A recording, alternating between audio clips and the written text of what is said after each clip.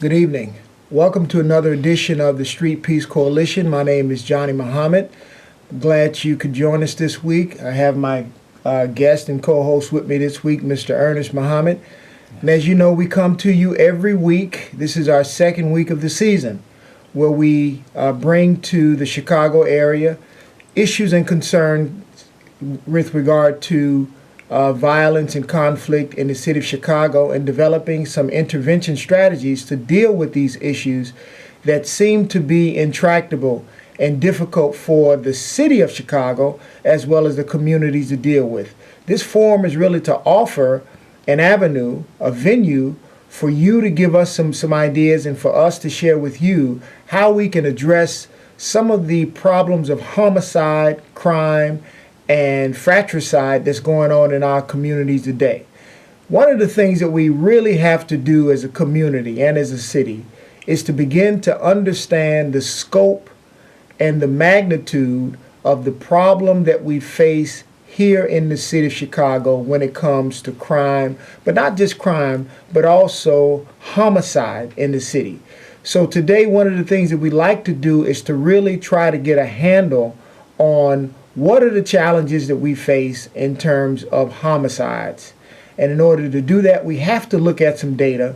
And after we look at some data, we're going to have some input and commentary by Ernest Muhammad, who's been in the trenches and working in communities across the city to try to bring an end to some of this violence that we've seen, some of the shootings that we've seen that have brought so much tragedy and concern to our communities across the city. So one of the things I like to do right now is to share with our listening or our viewing audience, and we of course invite you to participate and call in and give us your perspective on this. I'd like to share with you some of the data that we know about the city of Chicago so that we can try to get a handle on what's going on in our area. Okay? So at this time, I'm going to zoom overhead to have you look at some basic statistics of the city. Okay, this is a 2010 census of the city of Chicago. As you can see, we have 1.3 million males in the city, 1.38 million females. Of that population, 1.2 million are white, 887,000 are black, 778,000 are considered Hispanic or Latino. Asian population comes in at about 147,000 people. Other races, 360,000.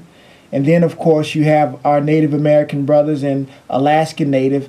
They number about 10,000 in the city.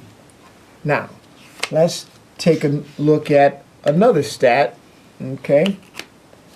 Now we want to kind of drill down and look at the citywide violence, and we're taking a look at it from the year 2012 all the way to 2016. There were approximately 2,900 shooting victims in the year 2012 and 509 murders. 2013, we had there was a slight drop, 2,200 shooting victims and 422 murders. 2014 seems as though there was an increase.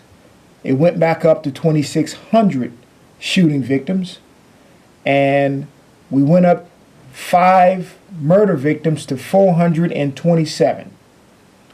But in 2015, we went back up to 2,900 shooting victims and then 494 murders.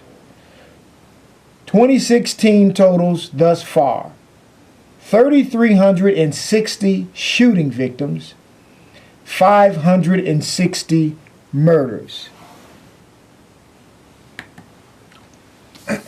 As you can see, we've been on an increase for the last several years, and we really have to begin to examine why is it that the city of Chicago is struggling with this amount of crime and with this amount of gun violence that's taking place in the community and in the city.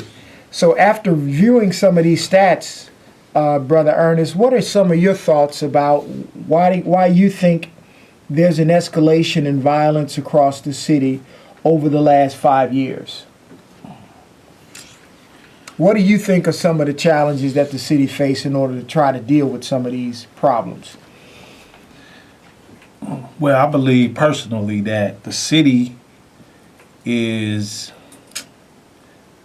I think, so hungry for money and they're curing their own personal financial problems that they are wreaking havoc on the poor and disenfranchised areas and communities.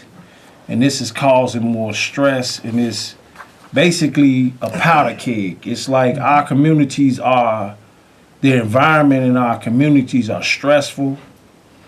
Their lack of jobs, cameras, people's getting red light tickets. All of these different things are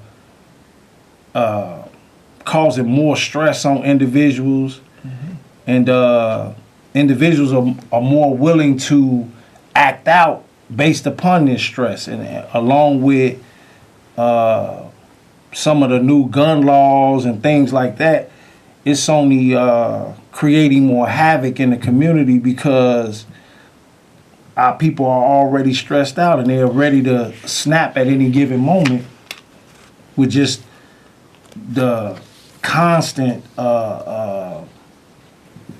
stress that our community. I mean, it's literally the environment in our community is shaped in such a way that you can't. It's almost, you can't get away from financial stress.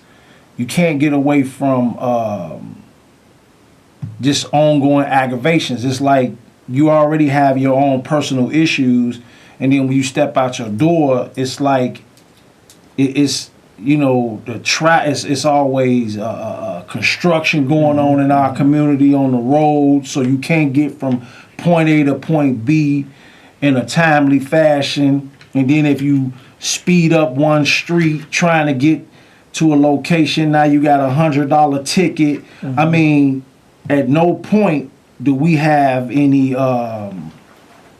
it's everything that stresses you out and steady taking from you, right, opposed to giving you anything. And then I mean, we already, our jobs, the jobs and things like that, the little jobs we have, we stressed out with them, and very few of our people in our community have jobs. Then you got liquor stores and all these different things on every corner to cater to or to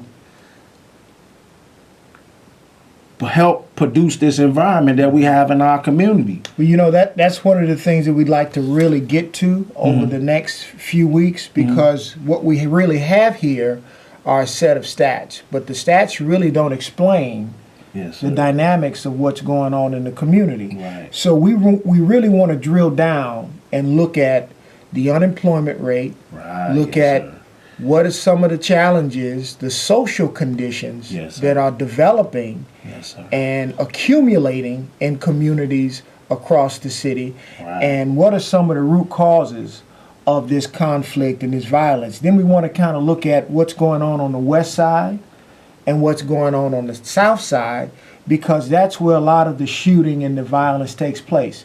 But I want to go back to something else that you said earlier about gun laws. And I'd like to read something to you to get your take on it. Now, this is Commander Eddie Johnson. Let's listen to what he said about gun laws in the city.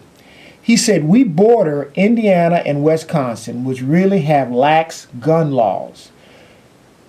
We know that people from Chicago go across the border and fill up gym bags with illegal weapons from gun shows and things of that nature, and they come back here and sell them to the gangs." Now that's what Superintendent Eddie Johnson said back in August about why he thinks that there's such a watershed of guns awash in the community. What's your take on that, brother? That's funny.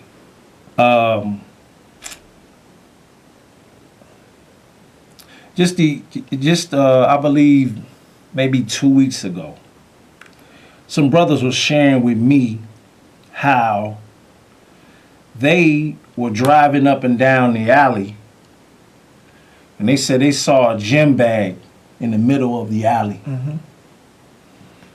Brother said everybody thought somebody left their bag in the middle of the alley, so they thought it was some type of somebody was trying to get you to go to the bag and Mm-hmm.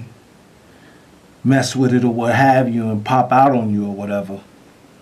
Finally, they said some younger guys in the community went to the bag and it was a bag full of guns. And of course they took the bag and they did whatever they were going to do with it. Mm-hmm. They continue to, if you're going to say someone went to Wisconsin or Indiana and bought guns, they were quote unquote a law-abiding citizen Mm-hmm. that you gave a gun or gave a gun license to. So these are not unlawful people. These are lawful people selling guns to unlawful people. You can't really stop that unless you catch them. But everything that's lawful is not moral Exactly. or ethical, Exactly. right? And then for him, it just shows to me that we pretend to be unaware of what's going on in the community.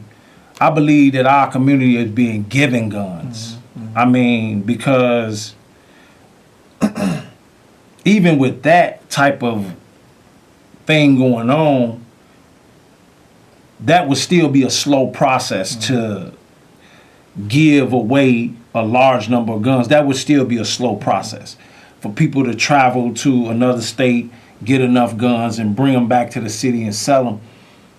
The amount of guns and the easy access to weapons on the street are it's too easy. It's almost like going to the store and buying a 24 ounce or a 40 of a bottle of beer. It's just that simple. So bringing guns from Wisconsin and Indiana,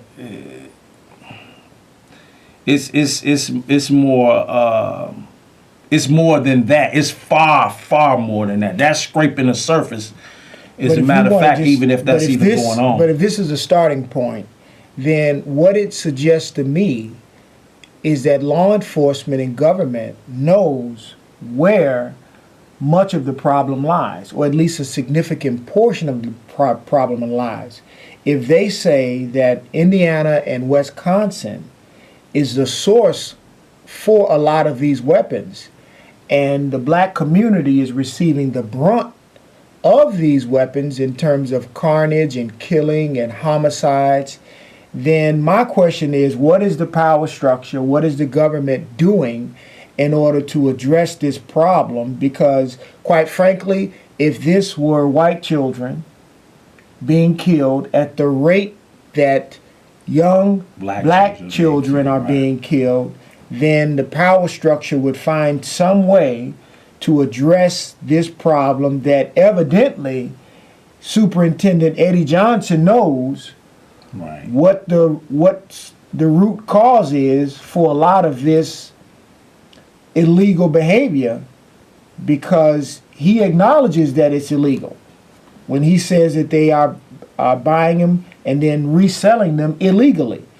And then when we look at our governor and the approach our governor is taking, he recently signed a new gun law that imposes harsher penalties on those who bring guns out from the state to sell and do not have a gun owner or ID card.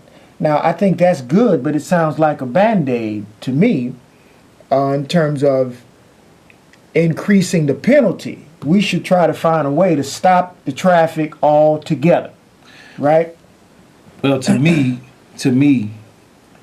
my question to them would be, why haven't you gotten the FBI involved and found out why one individual is buying multiple weapons? If a person goes in a store and he buys over 3 weapons, what could he possibly be doing with anything. I mean, you buying 10, 20 guns at once.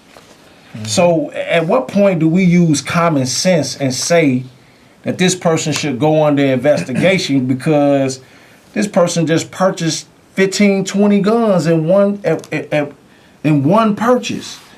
I mean, some of this stuff ain't no logic being used whatsoever. You got somebody coming in a gun store buying 10 guns. They gonna shoot all 10 guns. You don't have no sense to say, put the FBI on this individual. He must be trafficking weapons. That's common sense. Yes, sir. I mean, so again, and if they knowing an individual done this and they didn't do anything about it, what you saying to me about what's going on or coming into the state of Illinois from Indiana and Wisconsin, you're a part of the problem because you're not doing nothing to resolve the problem. If you notice, why ain't the gun stores and the federal government involved in asking them or telling them that there should be a limit on selling one individual a certain amount of guns? No matter if he does have a license, he should be limited to buying so many guns at one time. And if that individual supersedes the amount of guns of a basic limit, I mean, this person ain't, I mean, what is he doing with all these? Even if he's buying all these guns and he's keeping them in his house, how many guns do one individual need? What are you doing? I mean, if he got a gun that he hunt with, a gun he a police with, I mean, at what point do you put a limit on the amount of guns that one individual can have? And if he attempts to supersede that limit, then you take his right to even purchase the gun. And let's now look at some of the consequences of having a city that is so awash with guns. Okay, what we have here are some fast facts and quick comparisons, and then we're going to talk about what kind of things that the Street Peace Coalition is doing in order to intervene and intersect some of the conflict and shooting that's going on in the community, okay? Let's look at the city of New York. New York, with more than 3 times the population of the city of Chicago, 8.4 million people, has recorded 760 shooting victims and logged 222 homicides. Los Angeles, on the other hand, a city of 4 million people, 729 people have been shot, 176 people have been murdered. Now, this is according to the Los Angeles Police Department crime data through August 2016. On the other hand, so far in 2016, Chicago has had 3,300 shooting victims, Brother Ernest, and 560 homicides. More than 400 people were shot in the month of August this year alone. And there was also 78 homicides in the month of August 2016. Many, if not most, of the homicides in Chicago are gun-related. There are approximately 82 shootings per week. Much of the gun violence in Chicago has been concentrated on the south and west sides that have lost populations over the last years as other areas have grown. On the other hand, Chicago has a lower homicide rate than many other U.S. cities that are smaller in population. And we'll talk about that in later segments. But the reality is that when you compare this city to cities like Los Angeles and New York, who have much larger populations, it seems as though we're struggling a lot more with gun shootings and gun homicides. So what are some of the approaches and tactics that the Street Peace Coalition uses in order to really try to address this problem? Well, one of our primary things that we try to do is we try to build relationships with the brothers and sisters that are in the community. And we try to focus on areas that the gun shootings are occurring the most in. Tell you what, Brother Ernest, we have a caller. Okay. And we only have 5 minutes left. Okay. So we're going to start the next segment by basically briefly mentioning these stats and then having you tell us about what the Street Peace Coalition is doing and how it approaches dealing with some of the shooting that's going on in the city. But let's take the caller before our time runs out. Caller, are you there? Yes, hello? Yes, sir. Go right ahead. We only got a few minutes left. Yes, I want to make the point that I do think it's somewhat unfair when we compare New York and Chicago and L.A. First of all, New York City over the last 20 years has effectively priced out of New York itself, New York City, most of the poor people. So it's not a wonder that when you have fairly well-off people, they're not out on the streets shooting each other. They have jobs, they have careers. New York has managed to push a lot of its poor people out of the city. Los Angeles, to begin with, had a high cost of living, and it's because of the way that its geography exists. People know it takes 3 hours to drive from one side of Los Angeles County to the other. So it's much more dispersed in terms of the kind of level of violence that it has despite the population. Here in Chicago, we have concentrations of populations where gangs overflow upon one another's territories, and as a result of which it's comparing apples to oranges. Again, New York, ask anybody who lives in New York City how much it costs to live there. If you can't afford to live in New York City, let alone you have to come in and take the train in to commit a crime if you wanted to shoot somebody. Well, the caller makes an interesting point, and that's probably something that we need to get into in later segments. What he's saying is that there's economic and social conditions that are driving crime and shooting and homicides. Now, in order to really assess whether or not his take on the issue is accurate, then we really got to begin to look at some data and look at some numbers and compare poverty rates, unemployment rates, and living conditions and standard of living to the city of Chicago to see whether or not there are anything there are things that are similar to or different than what's going on right here in this city, right? And then we also have to take a look at housing patterns and the distribution of populations across the metropolitan area to really examine where is there a correlation between poverty, unemployment, and shooting and homicides, right? So that's something for a later segment, but it is something that we should examine, and I'm glad the caller put it on the table. Yes, sir. Did you have any other wrap-up comments that you want to make, Brother Ernest, before we end this segment? No, I wanted to comment on some of the things that the caller said, but I don't think we had the time, so we'll pick back up on that when the next time we are here.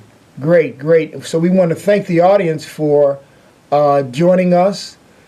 Once again, we will be here next week, 7 o'clock, Street Peace Coalition. We're going to dive deep into the communities and start looking at what's going on the west side, what's going on the south side, and how the Street Peace Coalition has kind of taken a stand, stepped up, and really addressed some of these issues going on. Thank you once again for joining us, and we'll see you next week.